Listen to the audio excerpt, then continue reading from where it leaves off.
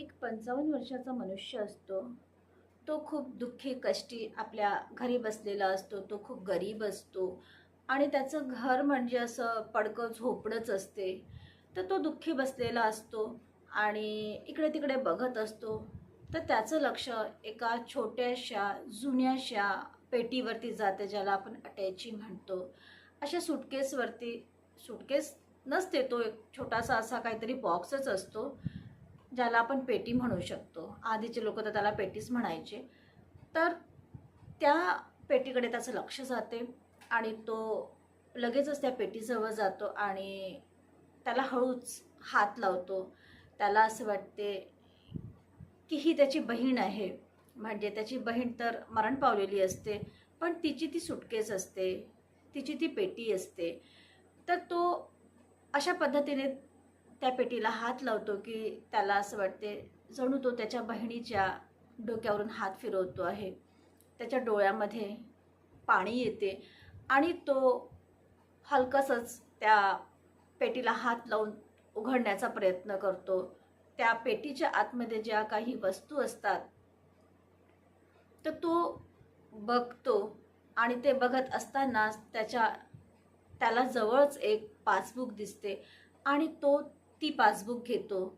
तो शिकलेला नसतो, त्याला माहिती नसते की तिथे काय आहे, पण त्याला हे कळते की हे बँकेचं पासबुक आहे आणि त्याला हेही माहिती होतं की त्याची बहीण काटकसरीने काहीतरी 10, 20, 50, 100 जे काही रुपये त्याच्याने जमायचे, तर ती त्या बँकेमध्ये नेऊन टाकायची हे त्याला माहिती होतं.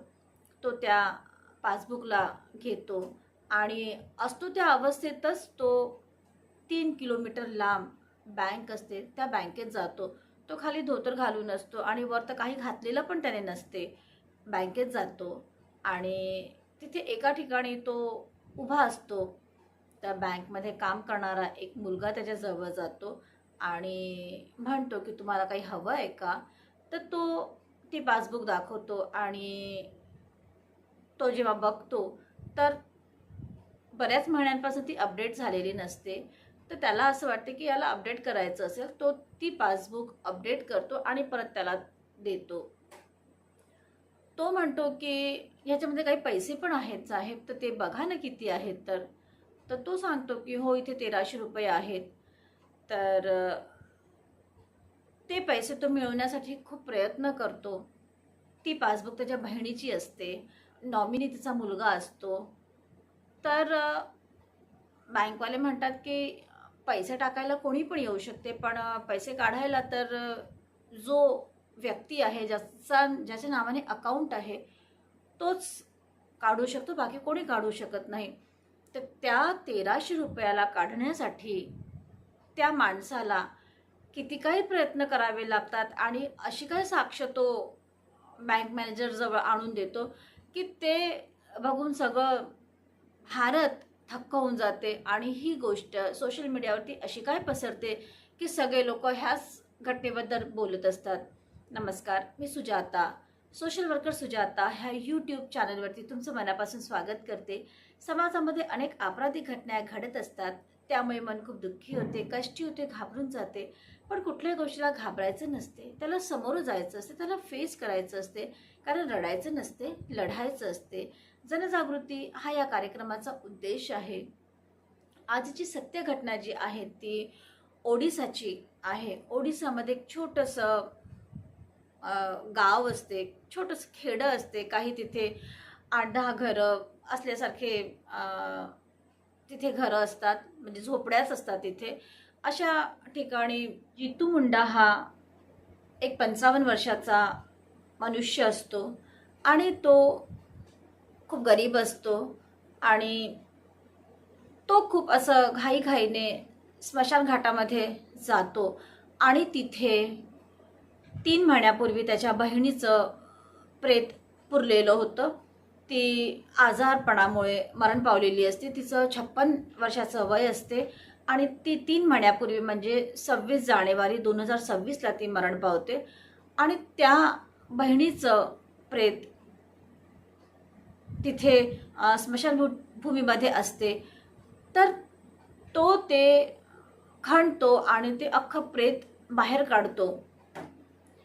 प्रेत तर ते 3 महिन्यापूर्वीचं असते, त्यामुळे तो पूर्ण सापडा असतो, हाडांचा सापडा असतो आणि तो ते काढतो, पोत्यामध्ये ते टाकतो आणि तो त्या प्रेताला आपल्या खांद्यावरती टाकून घेऊन जात असतो. रस्त्याने त्याला खूप लोक बघतात. लोकांना असं वाटतं की हा विक्षिप्त असावा. काही लोकांना असं वाटत होतं की याची मेंटल स्थिती चांगली नाही आहे आणि तो असा विचित्र पद्धतीने त्या पोत्याला घेऊन चालला होता की तिथून सगळे हात पाय सगळे बाहेर, सगळ्या लोकांना दिसत होतं की तो काय घेऊन चाललेला आहे. पण लोकांना खूप कुतूहल सुद्धा असते, उत्सुकता असते की हे कसं तो प्रेत घेऊन चाललेला आहे. तर त्या माणसाच्या मागे मागे गावातले जेवढे काही लोक असतील ते सगळे, त्याला जे बघणारे लोक असतात ते त्याच्या मागे मागे मागे मागे जायला लागतात आणि कोणीतरी व्हिडिओ पण काढतो आणि सगळे बोलायला लागतात की अरे हा तर मूर्ख असेल, पागल असेल, म्हणून हा असा प्रकार करतो आहे. ते जे लोक त्याच्या मागे मागे जातात आणि बघतात की हा काय करतो, तर तो 55 वर्षाचा मनुष्य ज्याचं नाव जितू मुंडा असते, तर तो एका बँकेत जातो आणि त्या बँकेत गेल्यावरती तो जो सांगाडा असतो, जो सापडा असतो, तो तिथे ठेवतो आणि म्हणतो की हे बघा मॅनेजरला की ही साक्ष तुम्हाला हवी होती ना, आता मी माझ्या बहिणीला घेऊन आलेलो आहे, आता माझे पैसे तुम्ही मला देऊन द्या. बँक मॅनेजर असतो त्याच्या तर अंगावरती अगदी काटे उभे असतात. बँकचा जो स्टाफ असतो, तिथे आणखी पण जो स्टाफ काम करणारा असतो ते सुद्धा दुःखी होऊन जातात आणि खिन्न होतात की हा काय प्रकार आम्ही बघतो आहे. अख्ख्या आयुष्यामध्ये असं प्रकरण आणि असा प्रकार त्या सगळ्यांनी पहिल्यांदाच पाहिलेला होता. त्यामुळे ते सुद्धा कुठेतरी दुःखी होते, चिडले होते आणि त्यांना काय बोलावं काही सुचतही नव्हतं. तर घटना अशी असते की जाणून घेऊ आपण ही घटना नेमकी आहे तरी काय. तर तो जो जितू मुंडा असतो तो आपल्या बहिणीचं पासबुक बघतो आणि ती पासबुक घेऊन तो बँकेमध्ये जातो आणि म्हणतो की माझ्या बहिणीच्या अकाउंटमध्ये जे पैसे आहेत ते तुम्ही मला देऊन द्या. तर बँक मॅनेजर तिथला मालक असतो म्हणा किंवा होल अँड सोल असतो, तो सगळे निर्णय घेणारा असतो.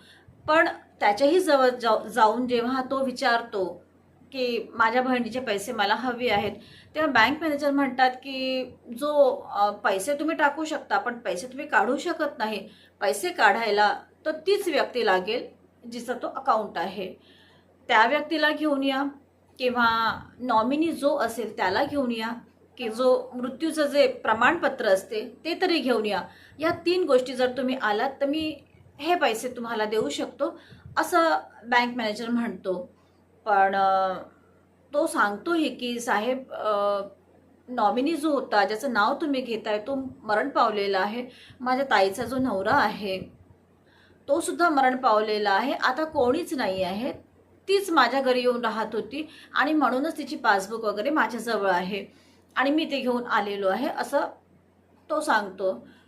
पण बँक मॅनेजर ऐकायला तयार राहत नाही आणि स्टाफ पण कोणी त्याचं ऐकायला तयार राहत नाही, कारण जे काही म्हणेल ते तर बँक मॅनेजरच म्हणणार आहे, म्हणून कोणी त्याच्याकडे लक्ष देत नाही.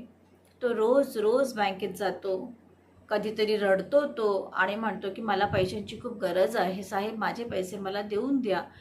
पण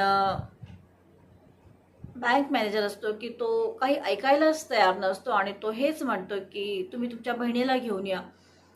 मग एक दिवस त्या भावाला खूप राग येतो आणि तो म्हणतो की ठीक आहे, यांना माझी बहीणच हवी आहे ना, म्हणून तो सरळ जिथे बहिणीला पुरवलं होतं स्मशानघाटात जातो आणि तिचं जिथे तिला पुरलेलं होतं, गाडलेलं होतं, तिथून माती काढून सगळं तो बाजूला करून तो तिला घेतो आणि सरळ बँकमध्ये जातो आणि सांगतो बँक मॅनेजरला की हे बघा साहेब, ही माझी बहीण आहे, आता तरी तुम्ही मला पैसे देऊन द्या. हा सगळा प्रकार बघून सगळे लोक क्षुब्ध होतात. रक्कम असते फक्त 1300 रुपयाची. 1300 रुपये ही काय खूप मोठी रक्कम झाली का? पण भारतामध्ये खूप श्रीमंत लोक जरी असतील तरी असे कितीतरी लोक आहेत की त्यांच्यासाठी रोजचं 2 वेळचं जेवणसुद्धा त्यांना मिळत नाही. आणि अशा गरीब देशामध्ये 1300 रुपये म्हणजे त्याला खूप काही वाटले असतील आणि कदाचित त्याने 1300 रुपये एका वेळेस बघितले सुद्धा नसतील. त्यामुळे जेव्हा त्याने पासबुक बघितली होती तेव्हा तो थोडा आनंदी झाला होता. जेव्हा बँकवाल्याने सांगितलं होतं की बँकेमध्ये 1300 रुपये आहेत तेव्हा तो थोडा आनंदी झाला होता. कारण त्याला असं वाटत होतं की आता हे पैसे मला मिळतील. पण त्याला हे माहिती नव्हतं की माझ्या बहिणीचे जे पैसे आहेत, ज्यात माझ्या बहिणीने कष्टाने पैसे जमवलेले आहेत आणि बँकेत टाकलेले आहेत, ते पैसे काढायला त्याला इतका त्रास होईल. कारण नॉमिनी जे होते ते तर सगळे मरण पावलेले होते. नात्याचा फक्त तो भाऊच होता आणि त्याला सुद्धा ते पैसे बँकवाले द्यायला तयार नव्हते. आणि म्हणूनच तो साक्ष म्हणून प्रेताला घेऊन तो बँकेत गेला होता. ही घटना जेव्हा सोशल मीडियावरती व्हायरल झाली, सगळे लोक स्तब्ध झाले की कसं काय एक माणूस प्रेताला घेऊन बँकेत जाऊ शकतो. आणि लोकांना खूप राग आलेला त्या बँक मॅनेजरचा. पण बँक मॅनेजरने अजिबात हेल्प केली नव्हती. बँक मॅनेजरचं काम होतं, जेव्हा त्याला माहिती होतं की इथले जे पैसे आहेत ते याला हवे आहेत, तर त्यांनी हे बघायला पाहिजे होतं की होम व्हिजिट करून बघायला पाहिजे होतं, व्हिजिट करायला पाहिजे होतं, चौकशी करायला पाहिजे होती आजूबाजूच्या लोकांना किंवा त्या गावातला जो कोणी महत्त्वाचा माणूस आहे, मुख्य माणूस आहे, त्या माणसाला भेटायला पाहिजे होतं आणि त्याच्या मृत्यू प्रमाणपत्राला बनवायला मदत करायला पाहिजे होती. पण त्यांनी माणुसकी जपली नव्हती आणि माणुसकीला काळिमा लावण्याची जी घटना आहे ती ह्यामुळे घडलेली आहे. कारण माणूस माणसासारखा वागला नाही. त्यामुळे तो गरीब होता, त्याला तर एक एक पैसा खूप महत्त्वाचा होता. त्याला असं वाटलं 1300 रुपये म्हणजे किती काय खजाना आहे माझ्यासाठी, असं त्याला वाटत होतं. आणि म्हणून त्याला ते पैसे हवे होते कारण तो खूप गरीब होता, त्याला त्या पैशाची गरज होती.